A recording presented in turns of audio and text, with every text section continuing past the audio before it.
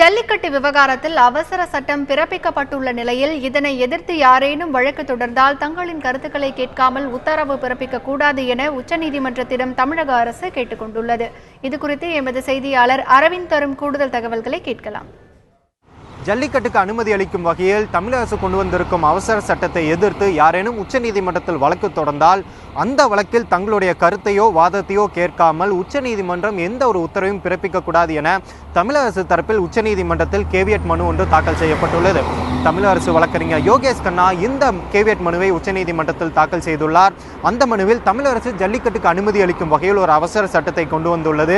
அதனை எதிர்த்து யாரேனும் உச்சநீதிமன்றத்தில், அதாவது குறிப்பாக விலங்குகள் நல வாரியம், பீட்டா உள்ளிட்ட அமைப்புகள் உச்சநீதிமன்றத்தில் வழக்கு தொடர்ந்தால் அந்த விவகாரத்தில் தங்களுடைய வாதத்தை கேட்காமல், அதாவது தமிழக அரசின் வாதத்தை கேட்காமல் உச்சநீதிமன்றம் எந்த உத்தரவையோ எந்த ஒரு இடைக்கால உத்தரவையோ பிறப்பிக்க கூடாது என அந்த மனுவில் தமிழக அரசு கோரிக்கையாக வைத்துள்ளது.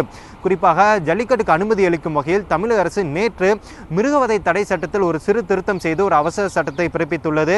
இந்நிலையில் இதனை எதிர்த்து விலங்குகள் நல வாரியம், பீட்டா உள்ளிட்ட அமைப்புகள் உச்சநீதிமன்றத்தில் மேல்முறையீடு செய்யும் என்ற தகவல் பரவலாக இருக்கும் நிலையில் இந்த ஒரு கேவியட் மனுவை தமிழக அரசு உச்சநீதிமன்றத்தில் தாக்கல் செய்துள்ளது. குறிப்பாக நாம் விலங்குகள் நல வாரியம் மற்றும் பீட்டா அமைப்புகளிடம் இது தொடர்பாக பேசும்போது அவர்கள் தற்போதைய நிலையில் அவர்கள் உச்சநீதிமன்றத்தில் இந்த அவசர சட்டத்தை எதிர்த்து மேல்முறையீடு செய்ய போவதில்லை எனவும், ஏனென்றால் அவர்களிடம் இந்த அவசர சட்டத்திற்கான நகல் இல்லை என்பதால் தற்போதைய நிலையில் அவசரமாக அவர்கள் உச்சநீதிமன்றத்தை அணுகப் போவதில்லை எனவும், ஜல்லிக்கட்டு நடக்குமே ஆனால் அது அதன் புகைப்படங்கள் மற்றும் வீடியோ ஆதாரங்களை எதிர்த்து தங்களுடைய மனுவை மிகவும் ஒரு ஆணித்தரமான மனுவாக, கோரிக்கையாக உச்சநீதிமன்றத்தில் அவர்கள் திங்கட்கிழமை ஒரு மனுவாக தாக்கல் செய்வார்கள் என்று அவர்கள் தரப்பில் நமக்கு தகவலாக தெரிவித்துள்ளனர். எனவே தமிழக அரசு அப்படி ஏதாவது ஒரு மனு தாக்கல் செய்யப்படுமே ஆனால் அதற்கு தங்களுடைய தரப்பு பதிலை முன்வைக்கும் வகையில் இது போன்ற ஒரு கேவியட் மனுவை உச்சநீதிமன்றத்தில் தாக்கல் செய்துள்ளது.